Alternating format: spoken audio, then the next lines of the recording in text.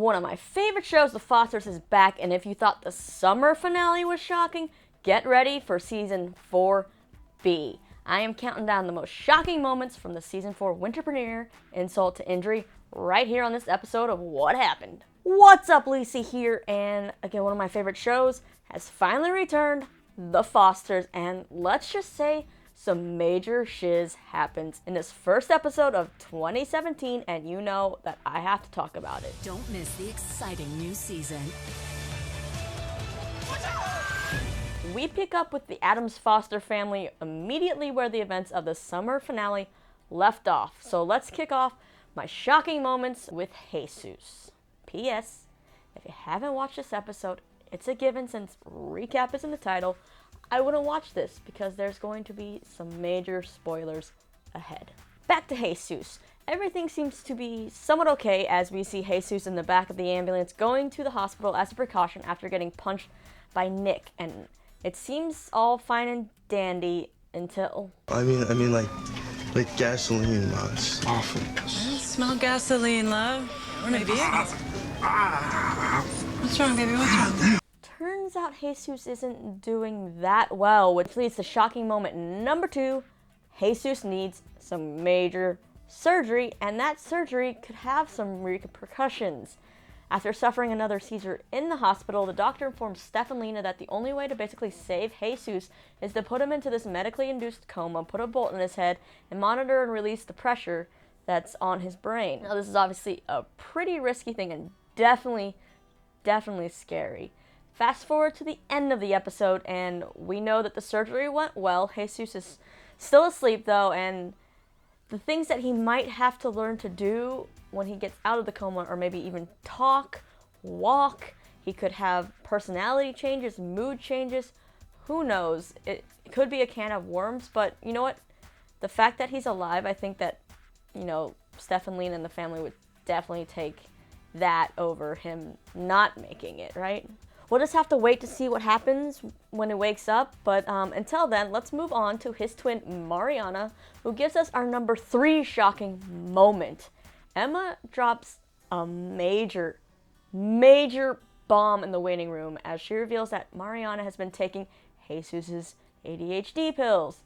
Yeah, not a good thing, but we knew that it would catch up to her. And Mariana doesn't seem to want to fully admit her wrongdoing to Lena, so she kind of plays down the amount of pills that she's been taking and why she's been taking them, but we all know she was pretty stressed out because, remember that robot war?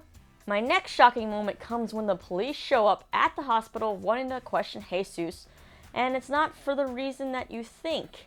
I'd like to ask him a few questions. About what? The assault of Nick Stratos. Well, that's really a separate issue.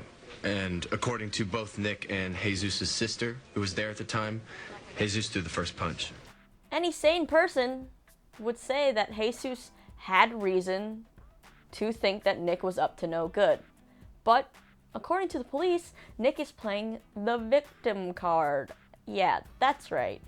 He's saying he did nothing wrong and Jesus just came out of nowhere and punched him. Which is a little bit true, but not with Nick's prior, record that he has. I feel like Jesus was fully justified to think that something was going on. And I feel like the rest of the family's obviously there with me because everyone gets super heated, and that's definitely going to be a battle going on in this entire season. Shocking moment number 5, again, is courtesy of Emma, who I'm starting not to like that much anymore as she turns her back on Mariana. How do you know that he's gonna be okay?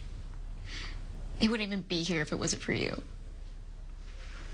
But I was just... You were just what? You were just seeing Nick all the time. You were just lying to everybody about it. Ouch! As if, Mariana wasn't feeling bad enough already. We get that it's a stressful time, but come on, Emma. Give her a little bit of a break. This leads to shocking moment number 6, which is a result of Emma's big mouth, as Matt overhears that entire conversation and learns that Mariana's been seeing Nick for a while, and he is definitely not happy about it. Now, that's the last we actually see of this confrontation and situation in this episode, but once again, this is going to come back up. And I hate it because I like that Matt and Mariana are finally in a good place, back together, and then we're just going to rip them apart again. And it makes me sad. Moving on to Jude. He doesn't really have any super shocking moments in this episode, especially compared to the other characters. He just spends the whole episode getting high with Noah on a boat that they've hijacked on the docks. They have a little kiss, but maybe what we learn is that they really, really, really love chips. Why do we ever need to eat something else? Wait, what if we, invented a potato chip?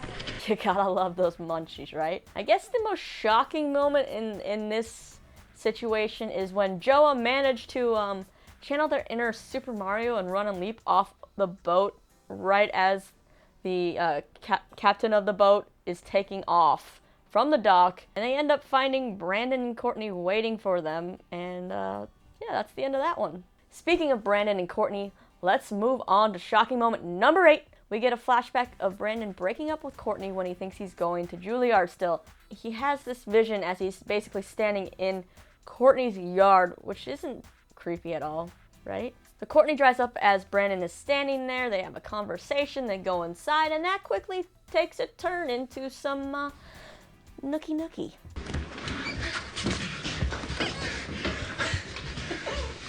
You know, nothing quite sets the mood for some passion and romance like rolling over onto a kid's squeaky toy. Also, I gotta give them props because I can't imagine being an actor and having to have someone spray sweat on you and just all those scenes must be so awkward to film. This leads to our next moment when Courtney has second thoughts, goes back to the hospital, and calls out Brandon. Ouch. Kid can't catch a break. Everything is just catching up with him, and when it rains, it pours.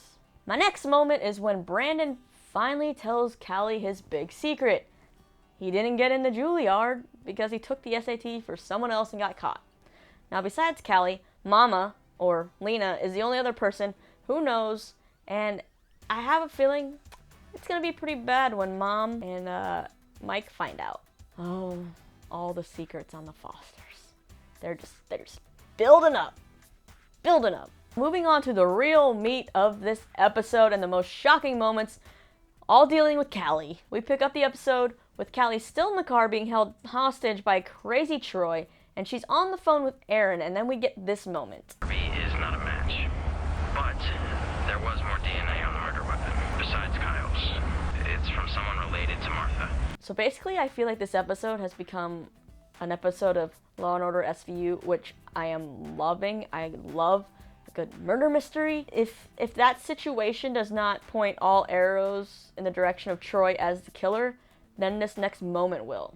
Troy goes off on Callie, just asking why she thinks Kyle is innocent and etc. And he gets super angry, needs some anger management classes, but he almost drives head-on into another car, so Callie grabs the wheel in order to avoid that, but they end up in another accident, which injures the other driver. It seems like Troy is also out. Callie's not injured. So moment 13 stems from the last two as Callie runs away from the accident thinking that, Troy's gonna come after her, so she runs for her own safety, but she calls 911 to report the accident because let's face it, Troy is scary, and I would run away too, even though that I know running away from an accident is wrong. When there's other danger there, you gotta book it, man. Troy eventually wakes up and knows he's in some really deep hot water and makes the accident a hit and run as he speeds off. Our last shocking moment comes at the end of this episode when Callie, doing the right thing, goes to the police station to make a statement about the accident. Now, Aaron has advised her before in the episode, if she goes to the police, just talk about the accident. Don't bring up the murder case.